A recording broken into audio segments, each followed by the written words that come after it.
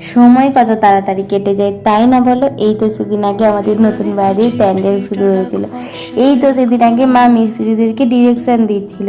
এই তো সেদিন আগে নতুন বাড়িতে লাগিয়ে দিয়ে গেল নতুন অ্যাকোয়াগার্ড।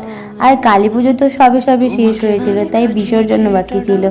প্রসেশনের জন্য রেডি হচ্ছিল সবাই। আর আমরা ঠাকুর দেখে বাজারে গেলাম।